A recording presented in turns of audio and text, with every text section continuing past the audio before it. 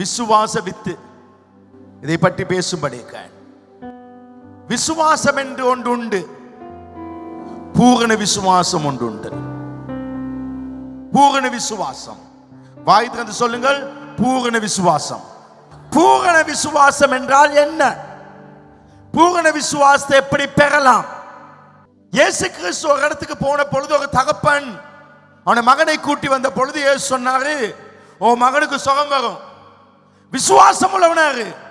இயேசுவை பார்த்து அவன் சொன்னான், நான் விசுவாசிக்கிறேன், ஆனால் என் சந்தேகம் நீங்கும்படி எனக்காக வேண்டிக் கொள்ளும்.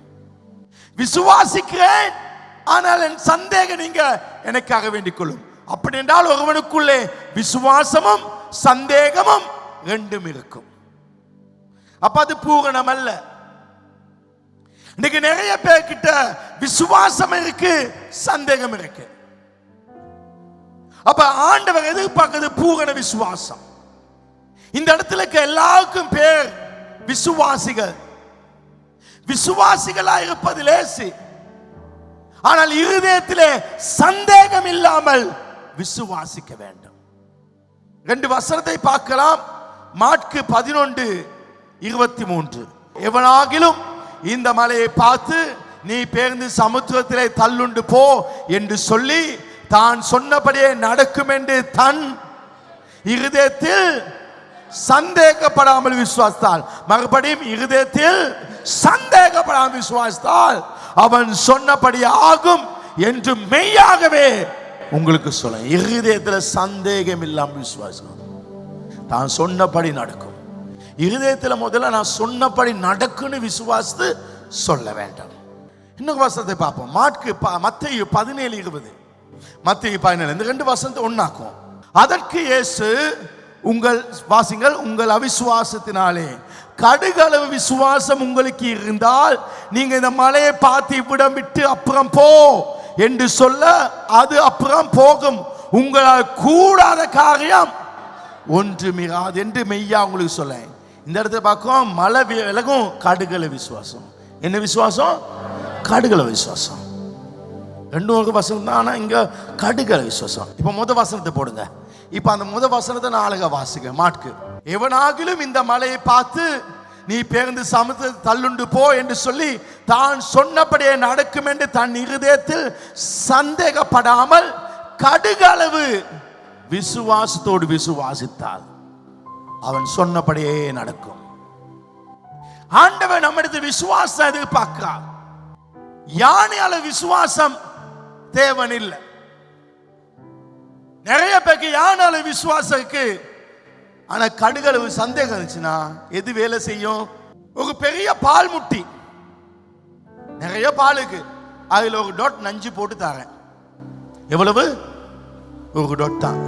கலக்கி தாரேன், குடிப்பீங்களா? ஏன்? உங்களுக்கு நல்லா தெரியும், குடிச்சிங்க அக்குன்னு போயிடும், கை கால் இழுத்துங்க, அப்படி போயிடும், சாவுதான். உங்களுக்கு தெரியும் அது சாவை கொடுக்கும். அப்படின்னா ஆண்டவர் அதை எதிர்பார்க்கவில்லை. ஆண்டவர் சந்தேகத்தை எதிர்பார்க்கவில்லை. சிறிதளவு சந்தேகம் இல்லாமல் விசுவாசிப்பது சாத்தியமா? இருதயத்தில் சிறிதளவு சந்தேகம் இல்லாமல் விசுவாசிப்பது எப்படி? உங்களாலே முழு இருதயத்தோடு சிறிதளவும் சந்தேகம் இல்லாமல் உண்மையாக விசுவாசிக்க கூடுமானால் இன்றைக்கு அசையாத மலைகள் கூட அசைய ஆரம்பிக்கும். மலையை பார்த்து இயேசுவின் நாமத்தினாலே ஏ பிரச்சனையே, ஏ கடனே, இந்த பிரச்சனையே, இந்த நபர் வெளியே போ என்று கட்டளையிட்டால் அது அப்படியே.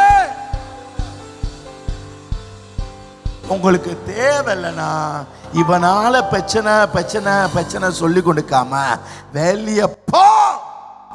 இருதயத்துல சந்தேகப்படாம சொன்னா அது நடக்கும். அவனை பத்தி சொல்லி கொண்டிருக்காம அவனை பார்த்து சொல்லுங்க. அதுதான் ஆண்டவர் விரும்ப.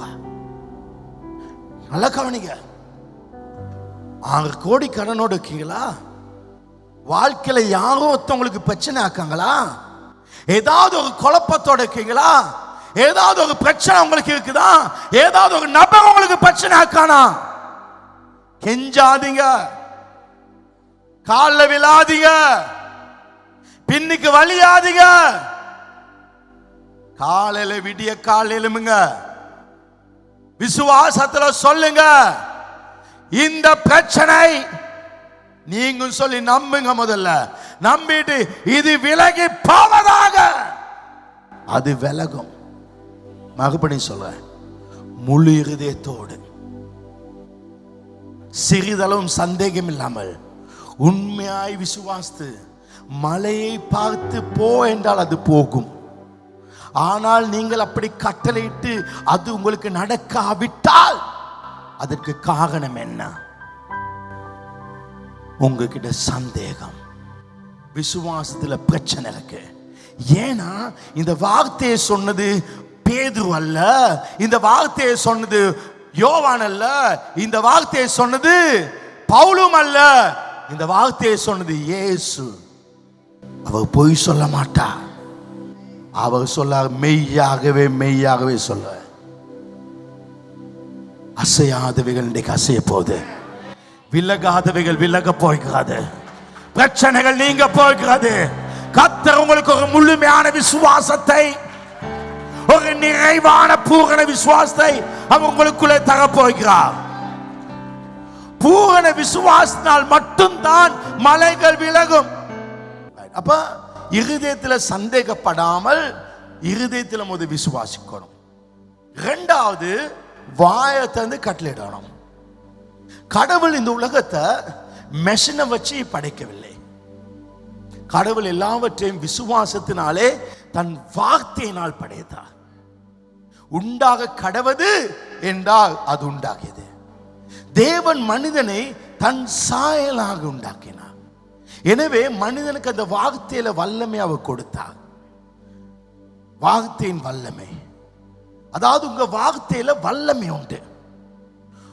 உங்க வாய் இன்னொருவோடு கம்யூனிகேட் பண்ண, தொடர்பு கொள்ள மட்டுமல்ல கொடுக்கப்பட்டிருக்குது. உங்க வாயின் வார்த்தையினால் உருவாக்க முடியும், தேவ வல்லமைய கொண்டு வர முடியும். பல இன்றைக்கு அழுது ஜெபிக்க, ஆண்டவரே அப்பா சோத்திரம், ஆண்டவரே ஆண்டவரே. நிறைய பேர் உபவாசத்தோட அழுறாங்க, வேஸ்ட். ஆண்டவரே கேன்சர் நோய் இருக்கப்பா, இந்த நோயை சுகமாக்குங்க, அழுறாங்க. அல்ல சொல்லல, கட்டளையிடு, கேன்சர் நோயை வெளியே போ. ஜெபம் என்பது உறவு, ஆண்டோடு அன்பாக இருப்பது, அவரோடு பேசுவது. ஆண்டவர் நமக்கு அதிகாரத்தை கொடுத்துட்டாரு. கட்டளையிடு. வியாதிக்கு யாரும் ஜெபம் பண்ணக்கூடாது, பிரச்சனைக்கு யாரும் ஜெபிக்க கூடாது, சாத்தானுக்கு ஜெபிக்க கூடாது, கட்டளையிட வேண்டும். இயேசு எங்கேயாவது வியாதிக்காக ஜெபம் பண்ணா, அன்பு தகப்பனே உமக்கு தெரியும் நீ சுகமாக்கும், அப்படி ஜெபம் பண்ணா, சுகம் உண்டாவதாக, எழுந்து நடப்பாயாக, கட்டளையிட்டா. ஜெபத்தை விட விசுவாசம் வல்லமையானது, உபவாசத்தை விட விசுவாசம் வல்லமையானது, வார்த்தையை விட விசுவாசம் வல்லமையானது. ஏன்? கடவுள் சொல்ல, என்னை விட விசுவாசம் வல்லமையானது. என்ன விசுவாசிக்கிறவன் தான் செய்கிற காரியத்தை விட நான் செய்கிறதை விட பெரிய காரியங்களை உன்னை தூக்கி வைக்கும், உன்னை தூக்கி வைக்கும். நீங்க அறிக்கையிட வேண்டும், உங்களுக்கு வேண்டியது அறிக்கை விட வேண்டும். இன்னைக்கு நிறைய பேருக்கு வார்த்தை வல்லமை தெரியாது. மரணமும் ஜீவனும் வாயின் நாவின் அதிகாரம். இதுல மரணமுக்கு ஜீவனுக்கு இது நடக்கட்டும். குழப்பமான இடமா இருந்தா கட்டளிடுங்க. ஜீவனை கட்டளிடு, ஜீவனம். மரணத்தை கட்டளிட்டா இது என்ன வாழ்க்கை? சிலாக்கள் சொல்லுவான், நமக்கு என்ன பாஸ்டர், நமக்கு பெருசா ஒன்றும் தேவையில்லை, இருக்க ஒரு வீடு, அன்றைக்கு அன்னைக்கு வாழுறதுக்கு ஏதாவது பணம் இருந்தா போதும். போதும் சொன்னியா, அப்ப போதும். ஆனா எக்ஸ்ட்ரா உனக்கு இல்ல, அவன் வாங்குறது உனக்கு வாங்க முடியாது, வாகனம் வாங்க முடியாது. ஒரு கார் கிடைச்சா, அப்பா சோத்துறோம் எனக்கு வாகனம் கிடைச்சு, அடுத்த வாகனத்தை கேளு. கத்து நிறைய தருவாரு. 7 கார் வச்சு 7ல போவீங்களா? நிறைய பேர் கேட்பாங்க, 7 கார் வச்சா 7 கார்ல போவீங்களா? 10 ஷூ வச்சு 10 ஷூ போட போறியா? தேவைக்கு ஏற்ற மாதிரி போட்டுக்கொள்ள, கொழும்புக்கு ஒரு காரும், மட்டக்களப்புக்கு ஒரு காரும், வவுனியாக்கு ஒரு காரும், பதிலுக்கு இப்போ ஒரு காரும் நாங்கள் வச்சுக்கொள்ளல. நமக்கு தேவையான விதம் வச்சுக்கொள்வோம் இல்ல. கேளு கத்தர்கிட்ட. அவர் சொல்றாரு, உன் பாத்திரம் நிரம்பி வழியும். ஆண்டவர் நமக்கு கொடுத்தா அளவுக்கு மீறி தருவாரு. ஆண்டவர் ஒரு நாள் குறைவாய் தர மாட்டாரு. ஜீவனை பேசு, மரணத்தை பேசினா ஸ்டாப். ஜீவனை பேசு, நல்லதை பேசு. இது நடக்கும், அது நடக்கும். பேசு. நீங்க பேச வேண்டும். பேச பேச அது கிடைக்கும். நீங்க தேவ வார்த்தையை வெளியே அனுப்புற நேரத்தில் பரலோகத்தின் பொக்கிஷங்கள் திறக்கப்படும். ஆமென். உட்கார்ங்க. விசுவாசம் என்பது அமைதியா இருப்பதல்ல. பாசன விசுவாசிக்கிறான், அமைதியா கூடாது. விசுவாசம் பேசும். விசுவாசம் பேசும். விசுவாசம் என்ன செய்யணும்? பேசும். அமைதியாக்காது. அதை அறிக்கை செய்யும். டிசம்பர் 31க்குள்ள 500 பேர் மெம்பர் ஆவாங்க. அதை நான் பேசுறேன். உங்க வாழ்க்கையில் என்ன நடக்கணும் அது பேசுங்க. இன்னைக்கு வீட்டுக்கு போய் பேசுங்க. நீங்க ஏன் பேச மாட்டீங்க? சும்மா சரிவகாட்டி கேள்வி பண்ணுங்க. அப்படின்னா உங்களுக்கு விசுவாசத்துல சந்தேகம். அப்ப சந்தேகம். நீங்க பேச வேண்டும். அறிக்கை செய்யணும். அறிக்கை செய்ய நல்லது. தொடர்ந்து அறிக்கை செய்யும் பொழுது அசையும் மாற்றம். எப்ப அறிக்கையிடணும்? எல்லாம் குழப்பம், எல்லாம் மோசம். நடுக்கடல்ல புயல் காற்று அலைகள் அடிக்குது. ஆழத்திலே புயல்ல படகு மூழ்க போகுது. அந்த நேரத்தில் இயேசு, இறையாதே, அமைதலாயிரு. நீங்க சொல்லணும், இதுதான் நடக்கும். என விசுவாசம் பேசும். 2 கொரிந்தியர் 4:13 சொல்லுது. 2 கொரிந்தியர் 4:13 சொல்லுது, விசுவாசித்தேன் ஆகையால் பேசினேன். விசுவாசித்தவன் பேசுவான். இருதயத்தில் விசுவாசித்து பேசுவான். நான் உயருவேன்.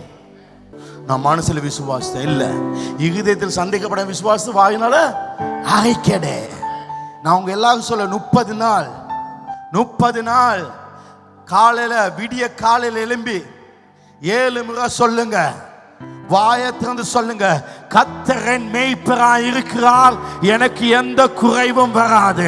அவர் என்னை புல்லுள்ள இடங்களில் மேய்த்து என்னை அமர்ந்த தண்ணீர்கள் அண்டையில என்னை கொண்டு போய் விடுகிறார். அவர் என் ஆத்துமாவை தேற்றி தம்முடைய நாமத்தின் நிமித்தம் என்னை நீதியின் பாதையில என்னை நடத்துகிறார். அவர் என் சத்துருக்குன்பாக எனக்கு ஒரு பந்தை ஆயத்தப்படுத்தி என் தலையை எண்ணெயால் அபிஷேகம் பண்ணுகிறார். ஹல்லேலூயா. அவர் என்னை அபிஷேகம் பண்ணுகிறார். ஓ, அவர் அபிஷேகம் பண்ணுகிறார். என் ஜீவன நாளெல்லாம் நன்மையும் கிருபையும் என்னை தொடரும். நான் கர்த்தருடைய வீட்டில் நீடித்த நாட்களாய். சொல்லுங்க, 7 முறை சொல்லுங்க. நன்மை வரும் சொல்லுங்க. என் பாத்திரம் நிரம்பி வழி சொல்லுங்க. நான் மகனிகளின் பள்ளத்தாக்கில் நடந்தாலும் பொல்லாப்புக்கு அவர் கூட இருக்கிறார். உட்கார்ங்க, சத்தமா சொல்லுங்க. அத சொல்லுங்க, அத சொல்லுங்க. எனக்கு 1ஆம் தேதி ஒரு பணம் வருக்கு, அது கிடைக்கும். அது சொல்ல வேண்டும். அது சொல்ல வேண்டும். இத சொன்னா இன்னொருத்தன் தர இருக்கான், அவனை கேள்விப்பட்ட அவன் தர மாட்டான். விளங்குதா? இத நான் சொன்னா எனக்கு தர இன்னொருத்தன் தர அவன் தர மாட்டான். இன்னொத்தனை தர வைக்கிறது என் விசுவாசம். இன்னொத்தனை தர வைக்கிறது என் விசுவாசம். விசுவாசம் அடைக்கப்பட்ட கதவுகளை திறக்கும். Faith. விசுவாசத்தையும் பேசுவதையும் வேறு பிரிக்க முடியாது. அப்ப இங்க விசுவாசம் பேச வேண்டும்.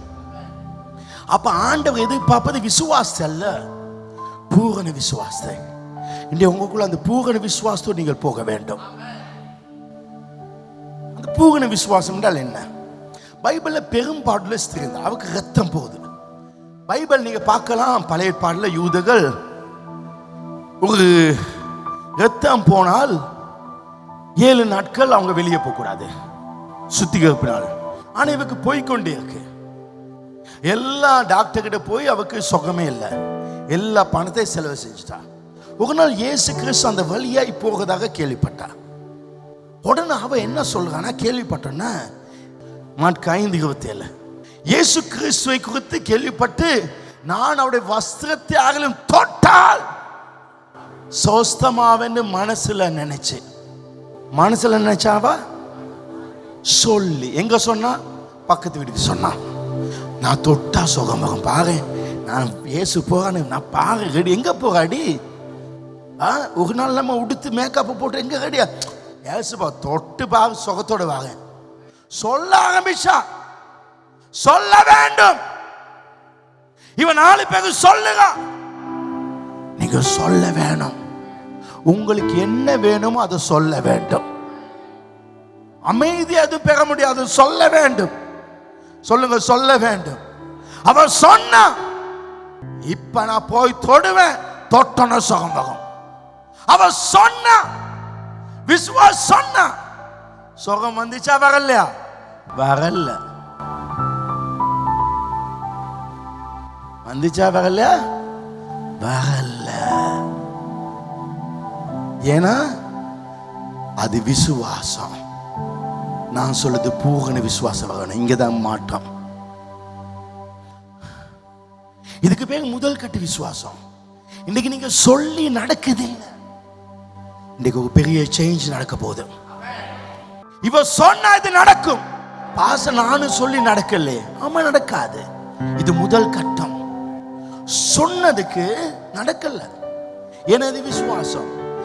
விசுவாசத்துக்கு பேர் முதல் கட்ட விசுவாசம். பூரண விசுவாசத்துக்கு பேர் இரண்டாம் கட்ட விசுவாசம். இன்னொரு வார்த்தை சொன்னா, விசுவாசத்துக்கு பேர் நம்பிக்கை, பூரண விசுவாசத்துக்கு பேர் தான் விசுவாசம். நடக்கவில்லை. ஆனா இவ முதற்கட்ட விசுவாசம் இருந்துச்சு. இவ என்ன செஞ்சானா, அது சொல்லிடு சும்மாக்கல, சொல்லிடு பார்க்கிறா நிறைய தடைகள். 500 பேர் வரணும்னு சொல்லிட்டேன், பார்த்தா நிறைய பிரச்சனை, குழப்ப மாதிரி இருக்கு.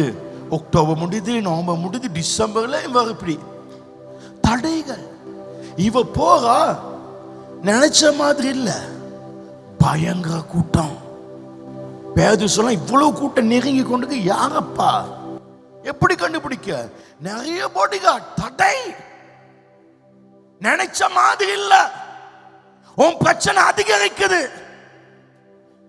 எல்லாமே குழப்பமா இருக்கு, கிடைக்கும் சொன்னது கிடைக்காத மாதிரி இருக்கு, எல்லாமே குழப்பமா போகும். அந்த நேரத்துல இவ எப்படியே போனா, எல்லாம் பாடிகார்டு கிணத்துல பூந்து போயிட்டு ஒரு பெண்ணுக்கு தொட முடியாது. அவ தொட்டா 34ஆம் வசனத்தை போடுங்க. அவர் அவளை பார்த்து, மகளே உன் விசுவாசம். இயேசு கண்டார் அவளுடைய விசுவாசத்தை. இயேசு காணவில்லை இந்த முதல் விசுவாசத்தை. உன்னுடைய முதல் கட்ட விசுவாசம் அவருக்கு விளங்காது. இரண்டாவது கட்ட விசுவாசம் அவருக்கு தெரியும். அதுதான் அவருக்கு தெரியும். கண்டு சொன்னார், உன்னை ரட்சித்த உன் விசுவாசம் உன்னை ரட்சித்தது. அவளை சுகமாக்கியது யாரு? இயேசுவா? இல்ல. அவ இயேசு வல்லமை புறப்பட்டது இயேசுக்கே தெரியாது. சுகம் போனது திடீர்னு என்ன எனக்கு போச்சு. யாரப்பா அந்த சுகத்தை எடுத்தா? உனக்கு தேவையானது நீ எடுக்க வேண்டும். உனக்கு தேவையான பணத்தை நீ எடுக்க வேண்டும். உனக்கு தேவையான வாகனத்தை நீ எடுக்க வேண்டும். உனக்கு தேவையான வீட்டை நீ எடுக்க வேண்டும். அவ எடுத்தா. இயேசு கேட்டாங்க, வல்லமை போச்சு, யார பார்த்துட்டு பயந்து கொண்டு வந்தா. உன் விசுவாசம் உன்னை ரட்சித்தது. உன் விசுவாசம் உன்னை ரட்சித்தது. உன் விசுவாசம் உன்னை சமாதானத்தோடு போக வைத்தது. உன் விசுவாசம் உன்னை சுகமாய் வாழ வைத்தது. உன் விசுவாசம் உன்னை சமாதானமாய் வாழ வைக்கும். நம்முடைய ஜீவிதத்திலும் சூழ்நிலை எல்லாம் மோசமாக்கும். அந்த நேரத்தில் ஸ்ட்ராங் ஆக்கணும். இயேசு கடல் நடந்து வந்து பேதுரு நானும் நடக்கட்டான்னு கேட்டான். அவங்ககிட்ட என்ன இருந்துச்சு? அதுக்கு பேர் முத கட்ட விசுவாசம். நடந்தா, ஆனா திடீர்னு மூழ்கிட்டான். உடனே இயேசு என்ன சந்தேகப்பட்ட. அந்த நேரத்தை அவங்ககிட்ட என்ன இல்லை? விசுவாசம் இல்லை. எல்லாம் முடிஞ்சுக்கும், எல்லாம் கிடைக்கும். உங்க ஜாப், நீங்க இன்டர்வியூக்கு போக முதல்ல அந்த ஜாப்பை இன்னொரு ஆளு கொடுத்துட்டாங்கனாக்கே, நான் கொடுத்துட்டேன் நேத்தே, நாங்கள் ஆஃபர் லெட்டரும் கொடுத்துட்டோம், அந்த கேர்ளுக்கு ஆஃபர் லெட்டரும் கொடுத்துட்டோம். கொடுத்துட்டீங்களா? இவ்வளவு காலம் விசுவாசம், அந்த வேலை எனக்கு கிடைப்பதாக கட்லெட்டிங்க. அது ஃபர்ஸ்ட். ஆனால் இப்போ கிடைக்கல. அந்த லெட்டர் கொடுத்துட்டேன், இப்போ ஜாப் முடிச்சுட்டு பாஸ்டர் விசுவாசம் கிட்ட கிடைக்கல. இப்போதான் உண்டு விசுவாசம் காட்டணும். இயேசுவின் நாமத்தில் ஏன் சீட், இந்த சீட் எனக்கு தான் சொந்தம். அடுத்த நாள் அவள் பிரெக்னென்ட் ஆகிடுவா. என விசுவாசம், விசுவாசம் மலையை அகற்றுவது மட்டுமல்ல, தேவையானது கொண்டு வரும். கடனை நீக்கும், பணத்தை கொண்டு வரும். உனக்கு என்ன தேவை அது கேளு. உன் பிசினஸ், உன் வீடு, உன் வாகனம், அது உனக்கு கிடைக்கும். உன் அக்கௌண்ட்டை பார்க்க கூடாது, பேங்க் அக்கௌண்ட்டை பார்க்க கூடாது. வாழ்க்கையில் உனக்கு என்ன வேணும், உனக்கு என்ன செய்யணும், அதை கேளு. நம்முடைய விசுவாசம் வளரும்படி வாஞ்சிக்க வேணும். ஒண்ணு முடிஞ்சு அடுத்த அற்புதத்துக்காக சும்மா இருக்காது, அடுத்தது கேளு. அற்புதங்கள் வாழ்க்கையில நடக்கும்படி வாஞ்சி நம் வாழ்க்கையை விசுவாச வாழ்க்கைக்கு பழக்க வேண்டும், ஃபெய்த்துக்கு பழக்க வேண்டும். இதற்கு பேர் தான் விசுவாச வித்து. தேவன் நம் விசுவாச வித்தை எதிர்பார்க்க. விசுவாச வித்து என்றால் என்ன? தேவனிடத்தில் உங்கள் செயலை வெளிப்படுத்தி காட்டுவது. பயமில்லாம போயிட்டு கை வைக்குது, பயமில்லாம பெரிய வேலை கை வைக்குது, அதுதான் விசுவாசம். சும்மா விசுவாசிக்கன்னு சொன்னா போதாது. ஆனா தேவன் விசுவாசத்துக்குரிய ஆதாரத்தை எதிர்பார்க்க. எபிரேயர் 11:1. இப்ப விசுவாசம் என்ற என்ன? விசுவாசமானது உறுதி. நல்ல கணக்கு. விசுவாசம்னா நம்பிக்கை அல்ல. எனக்கு இது நடக்கும், அதுக்கு பேர் என்னது? விசுவாசம். சொல்லுங்க அண்ணா, அது இல்லை, அது நம்பிக்கை. இப்ப முதலாவது ஒரு 5 லட்சம் கிடைக்குது, சும்மா வச்சுக்கணும். 5 லட்சம் எனக்கு கிடைக்கும், உண்மைக்கு 5 லட்சம் அப்படி ஒண்ணு இல்லை. இப்ப நான் வச்சுக்கேன் 5 லட்சம் எனக்கு ஒன்னாவது 5 லட்சம் கிடைக்கும். இப்ப முதலாவது எனக்கு 5 லட்சம் கிடைக்கும், அது என்னது? நம்பிக்கை.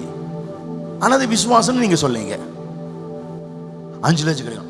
முதலாம் தேதி எல்லா தடைகள் நீங்கி 5 லட்சம் கிடைப்பதாக கிடைக்கும். ஆனா 1ஆம் தேதி முதலாம் 28 முடிச்சு 29 முடிது 30 கிட்ட வருது. எனக்கு தார சொன்ன போன் ஆஃப் ஆயிட்டு, பார்த்து ஆள் நம்பரையே மாத்திட்டான். இப்ப ஆடுது கை, ஆடக்கூடாது. எபிரேயர் 11:1. விசுவாசமானது 5 லட்சம் கிடைக்கும் நம்புறேன். அந்த நம்பப்பட்டவைகளின் உறுதி. கிடைக்காத பொழுது இல்ல கிடைக்கும், அதுக்கு பேர் தான் என்னது? கிடைக்கும் சொல்லுறது இல்லை, விசுவாசம் இல்ல. அது கிடைக்காத பொழுது இல்ல, அது நமக்கு கிடைக்காம போகுமா? கட்டாயம் அது நமக்கு தான் கிடைக்கும். அதுதான் பூரண விசுவாசம். இதுதான் நடக்கும். இந்த வீடு நமக்கு தான் கிடைக்கும், இந்த வாகனம் நமக்கு தான் கிடைக்கும்.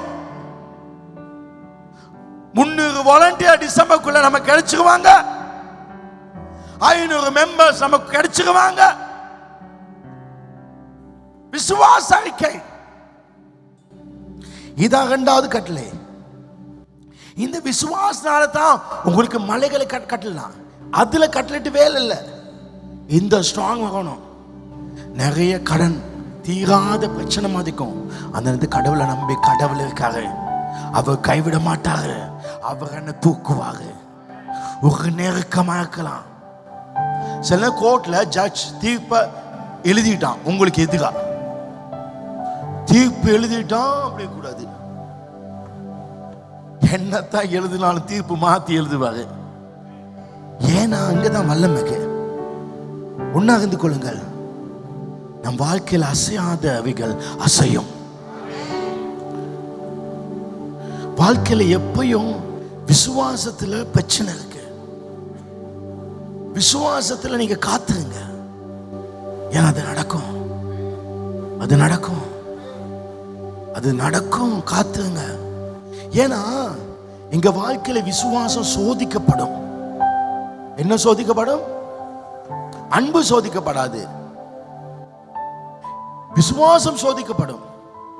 பேதுருவை பார்த்து இயேசு சொல்லாரு, பேதுருவே, பேதுருவே, சீமோன் பேதுருவே, சாத்தான் உன்னை புடமிட என்னிடத்தில் கேட்டுக்கொண்டான். புடமிடுறதுனா என்ன? சுலகடுத்து இப்படி போடுற நேரத்தில் அரிசி மேலே போயிட்டு வரும். ஆனா அப்படி போடுற நேரத்தில் காத்துக்கு மற்றெல்லாம் பறந்துடும். காத்துக்கு தேவையில்லாத பறக்கும். நீ பறந்து கீழே விழுந்துட கூடாது, மேல இப்படி போகணும். ஐயோ இப்படி போகணும், ஐயோ இவ்வளவு பிரச்சனை, நீ விழுந்துட கூடாது. உன் விசுவாசம் ஒளிந்து போகாதபடி நான் உனக்காக வேண்டினேன். நான் விசுவாசம் விழக்கூடாது. 1 பேதுரு 7:1 அழிந்து போக பொன் அக்கினியிலே சோதிக்கப்படும். நெருப்புல போட்டு தான் பார்ப்பாங்க என்னத்த? தங்கத்தை. அதை பார்க்கிலும் அதிக விலையேறப்பட்டதாயிருக்க உங்கள் விசுவாசம். விசுவாசம் தங்கத்தை விட பெருமாது. தங்கமா முக்கியம், விசுவாசம் முக்கியம். அப்ப தங்கம் விசுவாசம் தான், அதை விட பல தங்கத்தை எடுக்கலாம். அதிக விலையேறப்பட்ட உங்கள் விசுவாசம் சோதிக்கப்படும். நீ உண்மைக்கு விசுவாசமாக்கியா? 500 கிடைக்கும் சொன்னது உண்மைக்கு நடக்குமா? முதலாவது 5 லட்சம் கிடைக்குமா? 100 கோடி கிடைக்குமா? 200 கோடி கிடைக்குமா? வீடு கிடைக்குமா? வாடு கிடைக்குமா? கிடைக்கும். சோதிக்கப்படும். ஆனா நீ உறுதியாக இருந்தால் உன் வாழ்க்கையில இயேசு வெளிப்படுவார். இயேசு வெளிப்படுவார். விசுவாசம் இருந்தால் வெளிப்படுவார். அவர் வெளிப்படும் பொழுது உனக்கு புகழ்ச்சி, உனக்கு பேரும் புகழ்ச்சி கிடைக்கும், உனக்கு கனம் கிடைக்கும், உனக்கு மகிமை கிடைக்கும். உங்க விசுவாசம் வளர வேண்டும். ஆண்டவர் ஆபிரகாமை பார்த்து சொல்லாரு, உன் மகனை பலியிடு. ஆபிரகாம் கடவுளை ரொம்ப நேசித்தான். அவனுக்கு தெரியும், என் மகன் மூலம் இந்த முழு நாடே நிறமும் தேசம் வரும். பலியிட்டா எப்படி இந்த தேசம் மகன் மூலம் பிள்ளைகள் கிடைக்கும். அதனால அந்த மகனை பலியிட்டா பலிவிட ஆண்டவர் விட மாட்டாரு. அப்படி ஒரு விசுவாசம். நமக்கு விசுவாசம் அப்படிதான். நாம் என்ன நினைக்கிறோம்னாக்கி, ஆண்டவர் பலிவிட சொன்னாரு, சரி சொல்லி நான் போக ஸ்டார்ட் பண்ண கடை நிப்பாட்டிவாங்க. நான் ஸ்டார்ட் பண்ணிட்டேன் தானே, போறேன் தானே, அடே நீ நல்ல விசுவாசம் அப்படி சொல்லி உன்னை நிப்பாட்டிவாங்க. ஆனா நிப்பாட்டல.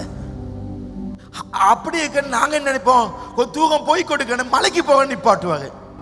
ஆனா நிப்பாடல. மலை உச்சிக்கு போன நிப்பாடல. கடைசி ஆண்டு விசுவாசம் பார்ப்பாங்க. சோதிக்கப்படும். எல்லாம் குழப்பமாக. இப்ப என்னடா நாங்க நினைச்சோம் இப்படி பெரிய பிரச்சனை. கடைசியில விறகு அடுக்குறான். அப்பக்கா கூட ஆண்டு நிப்பாட்டு, நீ சொன்னபடி உன் பிள்ளை இது மூலம் சந்ததி பெருகும் அப்படி சொல்லி ஆஸ்வதிக்கணும். ஆஸ்வதிக்கல. கடைசி விறகெல்லாம் பிடிச்சி வச்சு மகனை பிடிச்சோன்னு ஆண்டு நிப்பாட்டுன்னு சொல்லுவாங்கன்னு நினைச்சான். நாங்க நினைச்சோம், ஆனா நிப்பாடல. ஆனா ஆபிரகாம் அப்படி நினைக்கல. ஆபிரகாம் நினைச்சதை நான் சொல்றேன். கையை கட்டுனா மகன்ட அப்பயானு நிப்பாடு சொல்ல, கட்டைக்கு மேல மகனை வச்சான். வெட்ட போகணத்துல ஆபிரகாம் நிப்பாட்டு சொன்னார். நீ நல்ல விசுவாசம் உனக்கிட்ட இருக்கு. ஆனா பைபிள்ல ஆபிரகாம் வெட்ட போக நேரம் கூட ஆண்டவர் நிப்பாண்டு சொல்லுவாங்கன்னு அவன் விசுவாசிக்கல. அவனுடைய விசுவாசம் எப்படி வச்சு வசந்த போடுங்க. இப்ப 11 ஈசாக்கு எடுத்து உன் சந்ததி விளங்கும் என்று அவனோடு சொல்லப்பட்டிருந்ததே. இப்படிப்பட்ட வாக்குத்தத்தத்தை பெற்றவன் மகிழ்த்தோர்களிலிருந்து எழுப்ப தேவன் வல்லவராக எண்ணினான். எண்ணி அடுத்த வசனம், தனக்கு ஒரே பேரான பலியாக ஒப்பு கொடுத்தான். மகிழ்த்தோழ்ந்து அவனை பாவன. அவன் என்ன நினைச்சு வந்தானா, நான் மகனை பலிப்பிடித்து வைப்பேன், துண்டு துண்டா வெட்டுவேன், மகன் செத்துவான். செத்த பிறகு பாரு என் மகன் எழும்பி வருவான். அந்த அளவு விசுவாசம். ஆனா NLT பைபிள் என்ன நம்ம சொல்லுது, மகனை துண்டு துண்டா வெட்டி தகன பலி அப்படியே தீ கொளுத்துவாங்க. தீ கொளுத்தி சாம்பலாகும். கட்டெல்லாம் சாம்பலா பொண்ணு கத்த சாம்பல்ல இருந்து என் மகனை தருவாங்க. நம் வாழ்க்கையில விசுவாசம் சோதிக்கப்படும், எல்லாமே அழிஞ்சு போகும். வாழ்க்கையில் எதுவும் ஆரம்பத்தை கிடைக்கும் நினைக்க கூடாது. அப்படி கிடைக்கும், ஆனாலும் செத்து போனா கூட திரும்ப கிடைக்கும். ஏன்னா கிறிஸ்தவம் சொல்றது செத்து போய் அடக்கம் பண்ணப்பட்ட பின்பு திரும்ப வருவதுதான். உன் வாழ்க்கையில எது செத்து போச்சோ, முடியாதுன்னு சொன்னாங்களோ, ஜெயில போட்டாங்களோ, நெருப்புல போட்டாங்களோ, ஏலான்னு சொன்னாங்களோ, அது திரும்ப உனக்கு கிடைக்கும். நான் உங்களை பார்த்து சொல்றேன், சீல் பண்ணி போட்டவைகள், மூடி போட்டவைகள், முடிஞ்சு போனவைகள், மூழ்கி போனவைகள், நீ இழந்து போனவைகள். ஒருவேளை நீ பெரிய தொகையை இழந்து எடுத்தவன் கூட செத்து போயிருக்கலாம். ஆனா அந்த அத்தனை தொகைகளையும் 100 மடங்காக்கி கர்த்தர் கைகளே அவர் திரும்ப தர வல்லவராயிருக்கிறார். அதை நம்ப ஆரம்பிக்கும் பொழுது கர்த்தர் அதை செய்வாரு. நான் இன்னைக்கு சொல்லுறேன், வீட்டுக்கு போய் ஒரு கால்குலேட்டர் எடுத்து நீ இழந்த எல்லாத்தையும் 100 மடங்கா எண்ணி அதை மல்டிபிள் பண்ணி எழுதி வை. அதை கர்த்தர் உனக்கு தருவா. எல்லாரும் எழுதிருப்போம். இதுதான் விசுவாசம். இந்த விசுவாசத்தை வச்சுக்கொள்ளுங்க. இப்ப நீங்க ஒரு 3 காரியம் எடுங்க. உங்க வாழ்க்கையில 3 பிரச்சனை எடுத்து நம்புங்க, அது இந்த பிரச்சனை நீங்கும்.